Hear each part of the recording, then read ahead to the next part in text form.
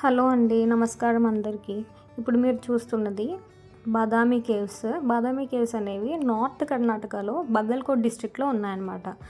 నేను కేఎస్టీడీసీ tour ప్యాక్తో north Karnataka టూర్కి వెళ్ళాను. ఇప్పుడు 1.5 డే అనేది బాదామి కేవ్స్ ఇంక్లూడ్ చేశారు అందులో. ఇప్పుడు మీరు సైడ్ని చూస్తున్నారు కదా, ఇక్కడ చాలా మటుకు రాళ్ళుగానే ఉంటాయన్నమాట. ఈ రాళ్ళలో పాతకాలంలో ఏం చేశారంటే రాళ్ళని గుడులుగా మార్చారు.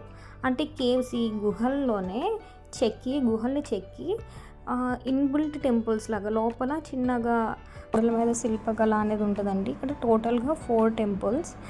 ఫస్ట్ 1 శివుని temple, 2 Vishnu temples, 1 is Jain temple.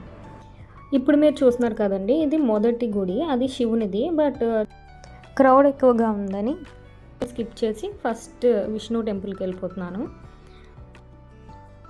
ఇక్కడ స్టెప్స్ ఉన్నాయి కదా, ఈ స్టెప్స్ అలా ఒకదాని తర్వాత ఒకటి, ఇది కొండలా ఉంటుంది అనమాట, పైకి వెళ్తూ ఉండాలి.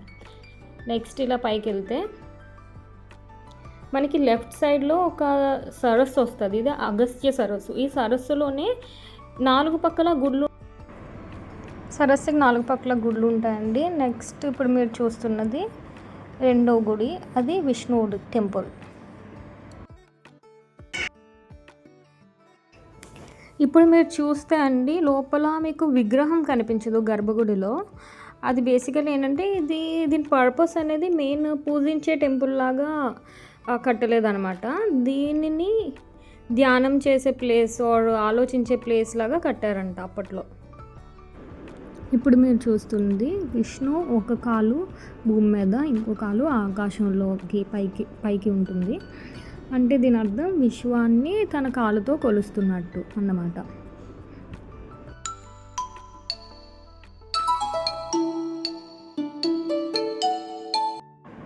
ఇప్పుడు మనం 3rd కేవ్కి వెళ్తున్నామండి. అది కూడా విష్ణు టెంపులే. అక్కడ ఏంటంటే మీరు చూస్తే ఇక్కడ విష్ణు ఆదిశేషు మీద ప్రశాంతంగా కూర్చున్నట్టు, ఇంకొకటి వరాహ అవతారంలో ఉన్నట్టు కనిపిస్తాయి. మీరు ఇక్కడ చూసుకుంటే ఈవెన్ కార్నర్స్కి, స్తంభాలకి, ఈవెన్ సీలింగ్స్కి కూడా మన శిల్పకళ అయితే మనం అబ్జర్వ్ చేయొచ్చు. ఒక్కొక్కటి ఒక్కొక్క డైరెక్షన్లో ఉంటాయి.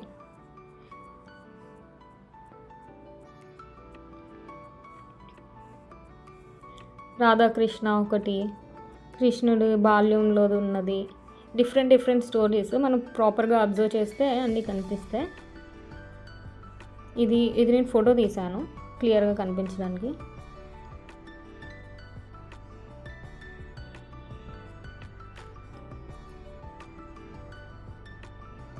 ఈ గుడిలో కూడా మనకి విగ్రహం అయితే లేదు. విగ్రహం అయితే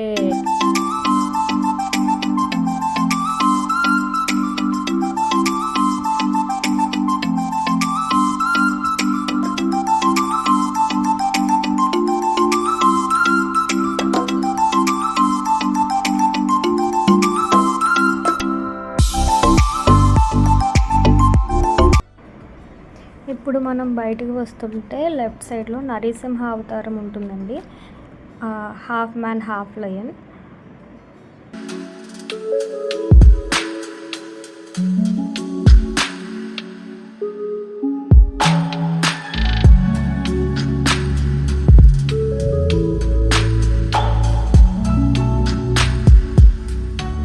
బయట కిందన గోడకి కూడా ఈ శిల్పాలు అనేవి చెక్కారు. ఇది ఇలా మనం ప్రాపర్గా అబ్జర్వ్ చేస్తే అదొక స్టోరీ టెల్లింగ్ లాగా ఉంటుంది. వాళ్ళు మాట్లాడుకోవడం కానీ, వాళ్ళ మధ్య జరిగే సీన్స్ అన్నీ కూడా ఉంటాయి.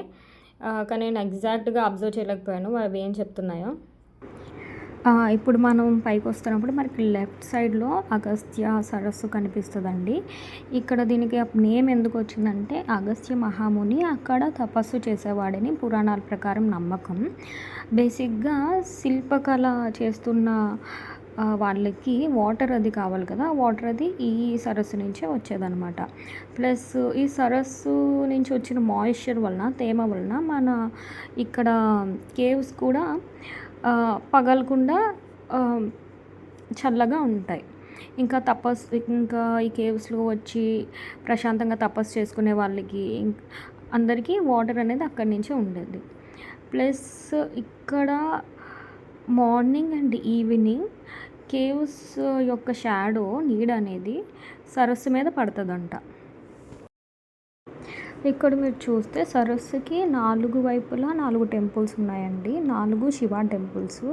ఇట్స్ లైక్ సరస్సుని ప్రొటెక్ట్ చేస్తున్నట్టు. ఒక సైడ్ అయితే కొండ మీద ఉంటుంది టెంపుల్.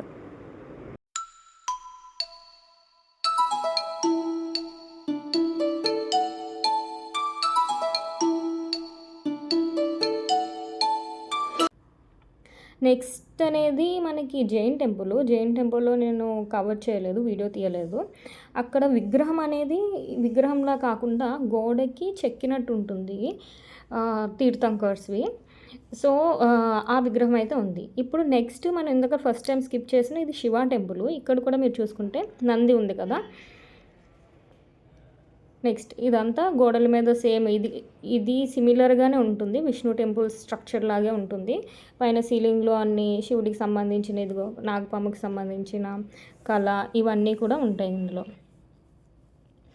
ప్రాపర్గా నేను అబ్జర్వ్ చేయలేదు, కానీ ప్రాపర్గా అబ్జర్వ్ చేస్తే తెలుస్తుంది.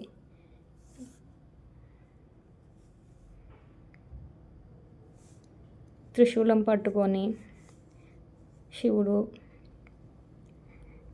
నందితో ఈ ఆర్ట్ అంతా చాలా బాగుంటుంది.